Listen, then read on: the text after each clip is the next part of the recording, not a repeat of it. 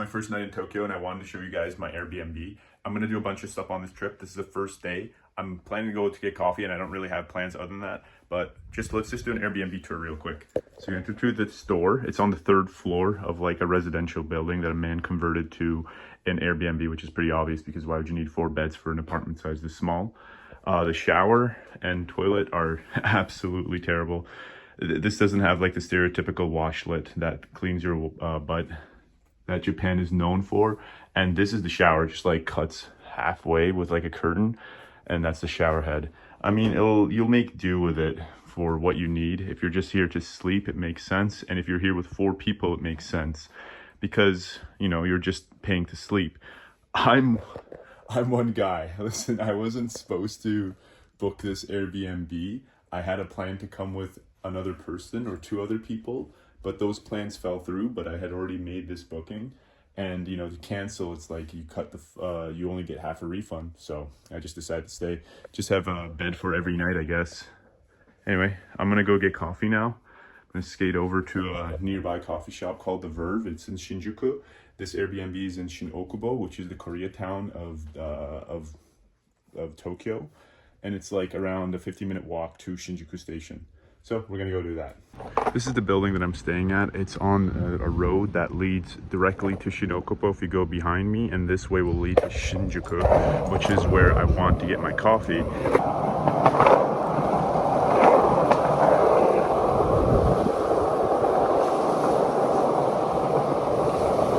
So I properly made it to Shinjuku. It took me around maybe 3 minutes of skateboarding. This is a pretty big crossing in Shinjuku. You'll see a lot of street performers performing over there near nighttime.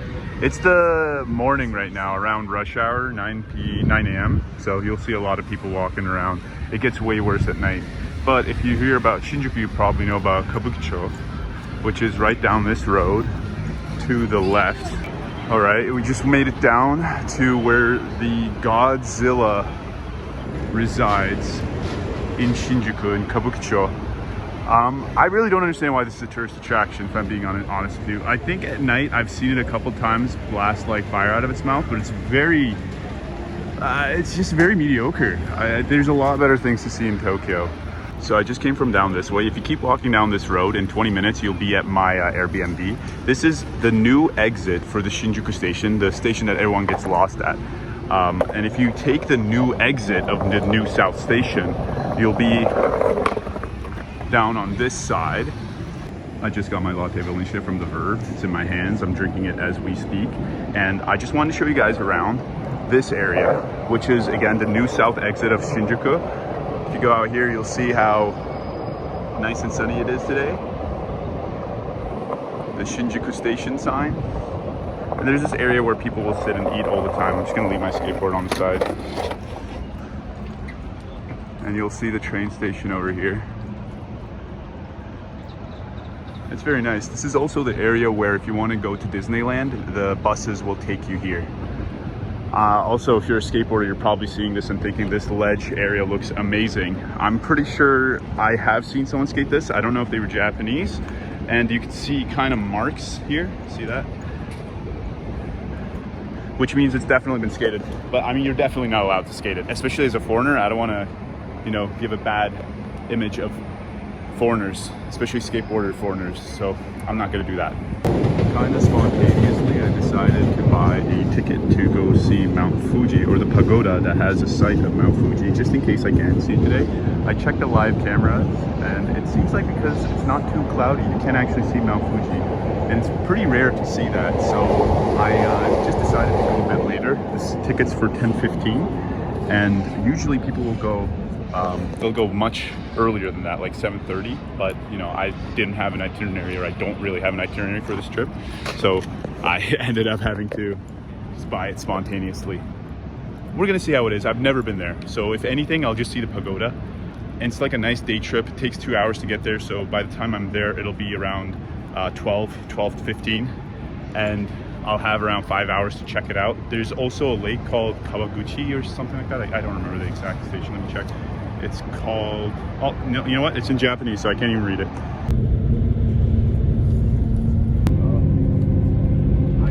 Das war jetzt die wirklich die Einheit, die Frau gespielt hat.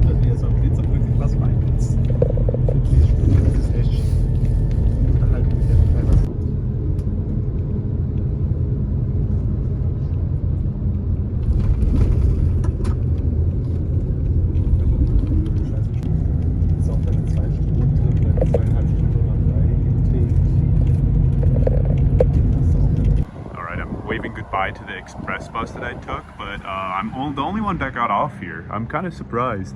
I thought there'd be a lot more people getting off to see the Chureto Pagoda, but I guess, you know what, I'm going at a really bad time. I read online that you're supposed to go in the morning because look at all these clouds. There's no way I'm gonna get a view like this. But you know what? If I like center like this, you really couldn't tell. It looks like I was there, so we're just gonna act like I was there. I'm going to go to the station that everyone else is going to. It's Kawaguchi, and you could like rent a bike and go around the lake. It takes around like 2 hours with an e-bike, which if I can get an e-bike, I'm gonna get an e-bike and do that. But for now, I'm going down these stairs and hopefully going to the pagoda. All right, I'm actually really happy that I brought my skateboard because it's quite a walk. I didn't realize that it was such a walk. Oh, hold on, look at how beautiful this is. That's so pretty. Yeah, I don't think you can tell how vibrantly yellowish green this is. It's like almost a lime green. Anyway, I'm really happy I brought my skateboard because it would have been terrible walking this entire way. It's like almost 1 kilometer, more than 1 kilometer. I don't remember how much it was, but it doesn't drop you off at the station that the train stops you off at. So I have to walk towards the station that people that came with the train to or arrive at. But now I got my trusty skateboard, so I cut it to half the time.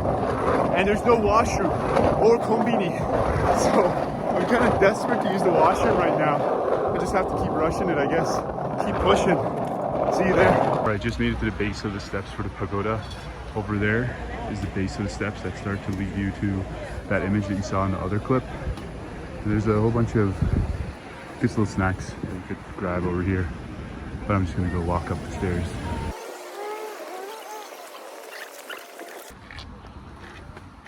So I did go up quite a bit, but it turns out the washrooms are closed on the way up, and I had to go back down to this washroom since I'm still about to explode. And you know how I was happy about the fact that I brought my skateboard? Actually, massive regrets. There's no place to store it except for the station, which I already passed like 10 minutes ago. So I'm gonna have to carry it with me. Chat, I'm not gonna lie, this is kind of tough.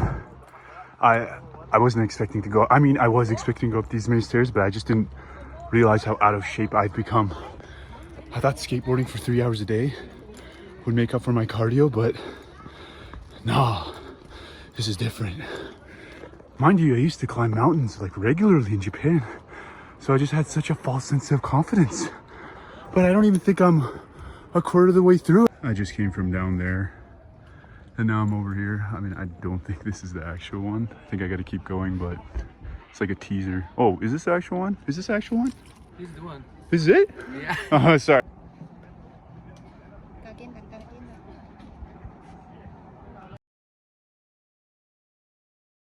I think if you're considering coming to see the pagoda, make sure that the visibility is high, because if I'm being 100% honest, I don't know if it's worth it without the Mount Fuji in the background, because the pagoda is not as impressive as I thought it was going to be.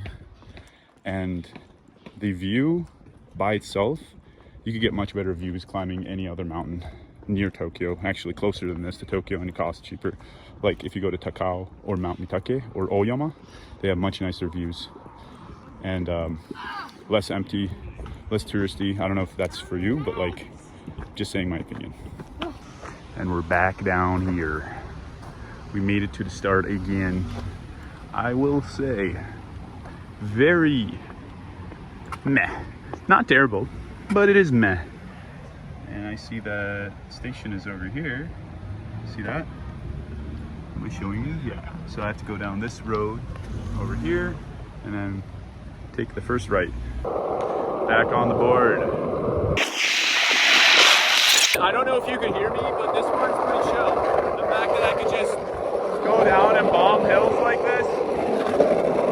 Ken was supposed to be with me on this trip. It's kind of sad that he isn't. Sometimes I think he's right behind me, but he never is. I just made it to Shimoyoshida station and I'm waiting for the train to come pick me up and take me to Kawaguchi, and then we're gonna go around and rent an e-bike, and hopefully rent an e-bike if it's not sold out. And then we're going to, oh, sorry. The guy, doesn't that truck just look kind of sad? Am I crazy? I don't know, it just looks depressed. I don't know, maybe I didn't get enough sleep, but that made me laugh. Yeah, I'm just gonna bike around, and there's like what was it? There's a cable car or something that I might also check out. I don't know, we'll see. If it's like the Pagoda, don't know if it's worth it, but we'll see. I just made it to Kawaguchi station, right there. And now I'm going to rent a bike over there. Can you guys see that? Where it says bike rentals. Sweet, right there. Let me zoom in, Right there.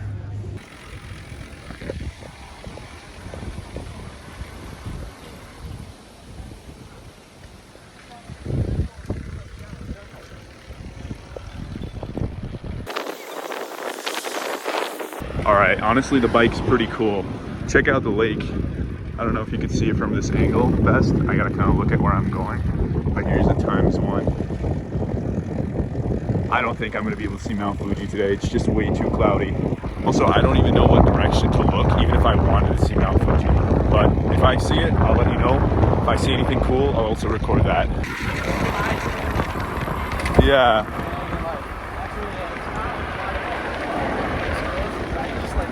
Yeah. Every day has been like so sunny and hot. And like the one day I come. That sucks. Dude, you should have asked ChatGPT earlier. No. That actually sucks for you.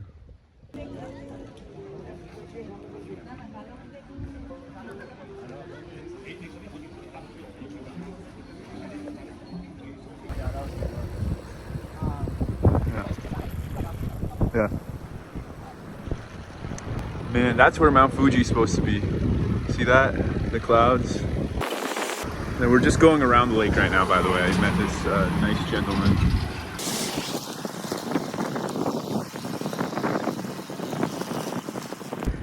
Around 70% of the way through now. Listen, this is a really nice bike route, but if you were to choose between this and the one in Hiroshima, I can't remember the name of it right now, but I'll put it on the screen right here, right there. That one is way nicer. So if you're stuck between both, pick that one.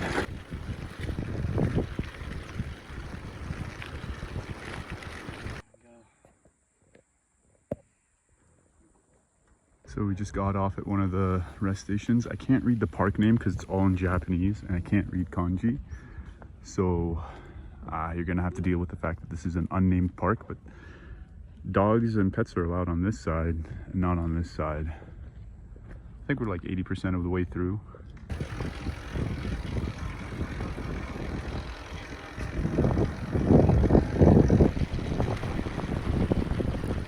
Just this way over here is where Mount Fuji is supposed to be visible. Huh? Yagizaki. Yagizaki Park. Mount Fuji is supposed to be visible over here. I just didn't get lucky today. No Mount Fuji for me, unfortunately.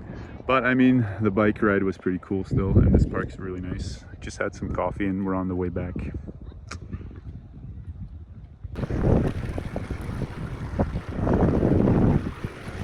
We're at halfway between the bridge that connects the lake from one side to the other.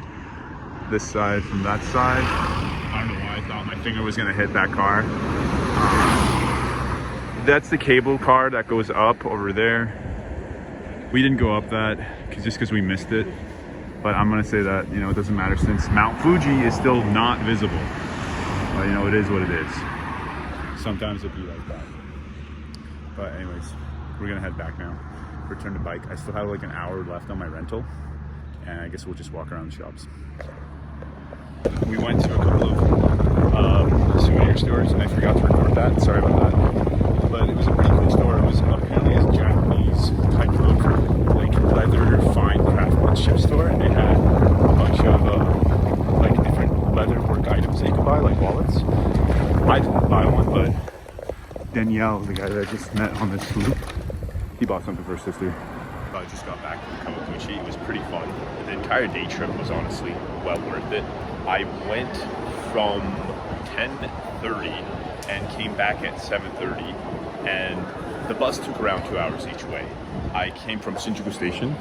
I went up there and I just told them I don't have a plan. I kind of want to just see Kawaguchi and the Pagoda, and then they helped me out with everything. They know really good English. I didn't feel like speaking my poor Japanese, so that was really helpful. And the guy recommended that I come back at 5:56 so I can make it back here at 7:30. So I'm happy with the amount of time that I spent there, and I definitely recommend that you don't spend any more time than that. There are things to do, but I don't think they're worth it. Once you do the full cycling around the lake, rent an electric bike. Do not get a normal bike. It's just not worth it, I don't think. I saw people with normal bikes and they seemed like they were struggling. Meanwhile, me and the homie that I met there, we were just like using our electric bikes and chilling the whole time.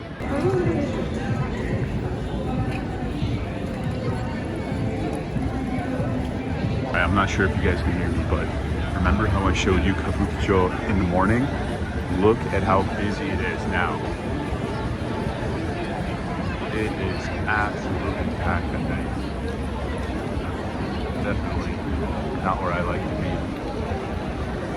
I honestly find it kind of depressing, but that's just me. That concludes day one. I didn't end up doing anything after the trip to Kawaguchi. I was just too tired and it's too late. So I just came back to my Airbnb and I'm going to go to sleep.